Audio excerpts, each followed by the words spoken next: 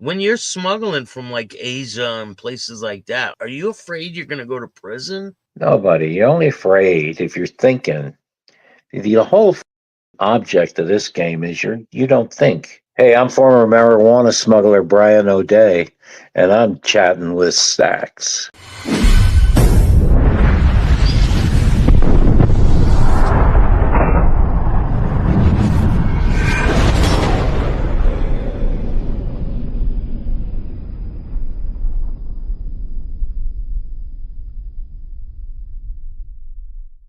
Welcome to this episode of Chatting with Staxx. I'm your host, Bill Staxx, and today I got Brian, former marijuana smuggler. What's Hey, up, bro. Brian? So we got our mechanics, were our two guys who were actual airplane mechanics, came and worked on it. And I left again. We left again the next evening for Colombia, and down we went.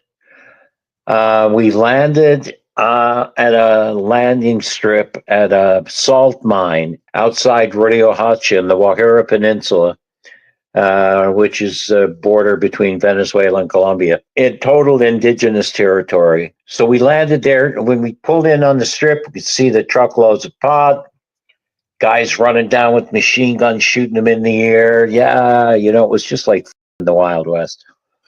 And we landed and lost our nose gear steering. We went off the runway, through a barbed wire fence, barbed wire wrapped around the props, and the plane came screeching to a halt. So it's just a nightmare. The manager of the salt mine is going nuts. Everybody's going nuts. The military's going nuts because we got them paid. So we get out and start to unravel all the wire around the props, and a lot of work. We're trying to get this thing back right, although we have no nose gear steering. But we try and get it out of the cactus field back onto the runway. And so we're powering the engines on the port side, and one of the engines comes fucking flying off. The prop goes flying off the wing, embeds itself in the ground, nearly decimates the person who's standing there, these indigenous people. It was crazy. Anyway, we brought in a guy who was the chief mechanic for an airline called Aero Condor, affectionately known as the Wings of Death, a guy named Juancho Pacheco.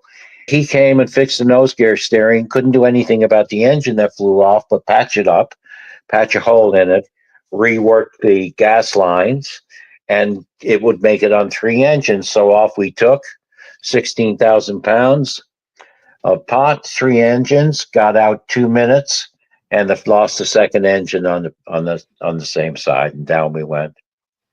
Got rescued by Indian fishermen, So what? It and it goes took, in the water? You crash in the goes in the water. water? Yeah, we crashed in the water. What do you The do next when it day, goes in? When it goes in the water, what do you do? Like, what do you do?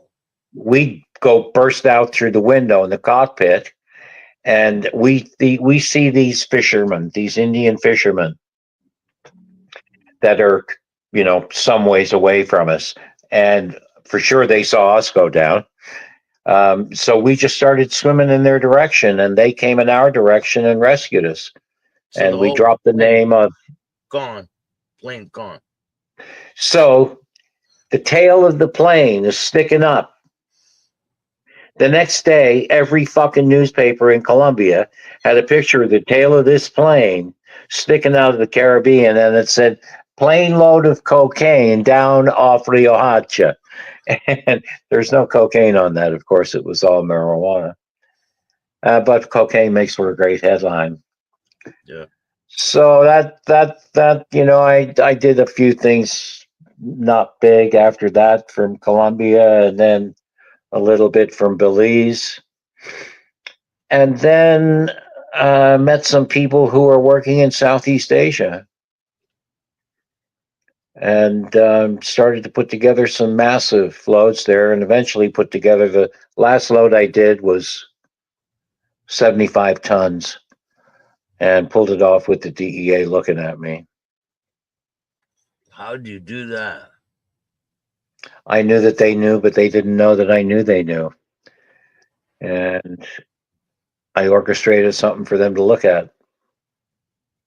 and they paid attention to that. And while they were paying attention to that, I, with other ships they knew nothing about, and another offload place they knew nothing about, brought it in. They knew nothing about my trucking company, so that was safe. I filled up my trucks and got all the pot from Alaska to Washington to California. And then I brought my boats down, and when they hit my boats, there was fresh donuts and coffee. There wasn't a cigarette paper on the boats. When you're smuggling from like Asia and places like that, are you afraid you're gonna go to prison? Nobody. You're only afraid if you're thinking. The whole fucking object of this game is you don't think. You can't think.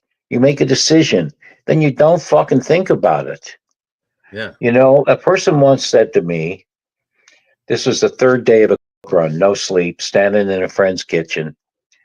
The complete works of Shakespeare is on her counter. And at that point, I'd never been busted, any substantial kind of way, other than that small bust years ago.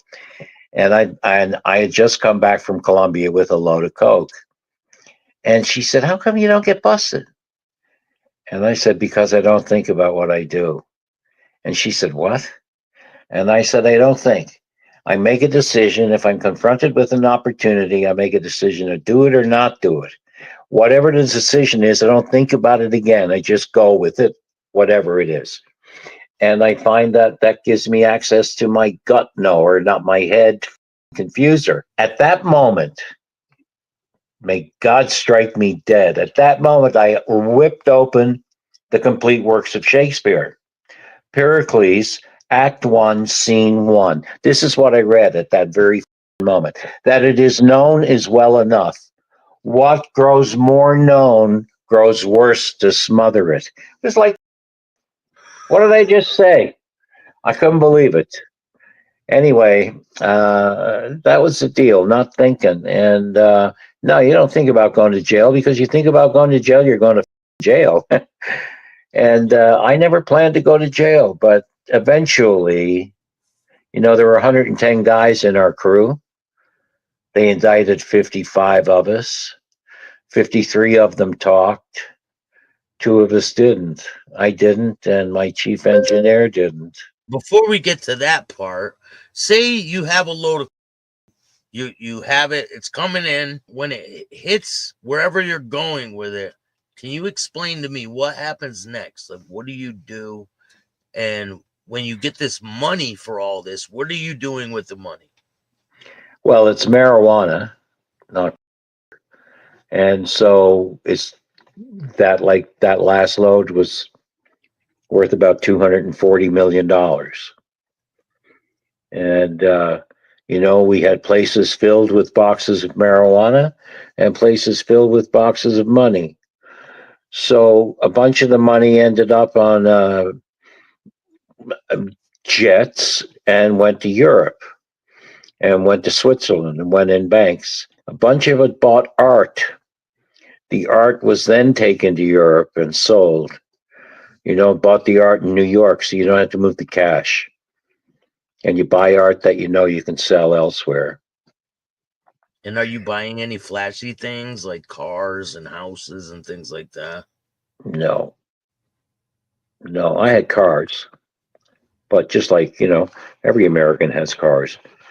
I just had some cars that you wouldn't know were great cars unless you opened the hoods and looked in there, saw the work that was done on them. We weren't buying any flashy things.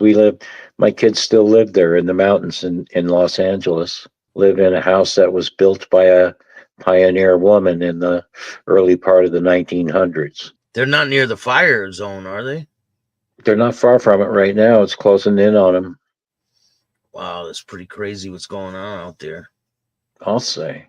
Where was your base of operation? Was it California, LA.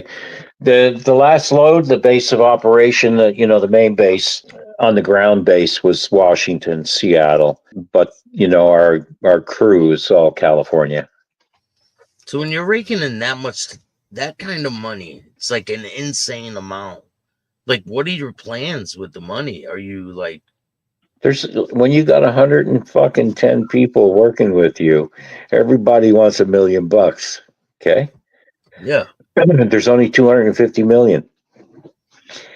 The whole project has to be paid for. I mean, it's a lot of money. It sounds like a lot of money, but by the time it gets down to cutting up the jackpot, it's not a whole lot.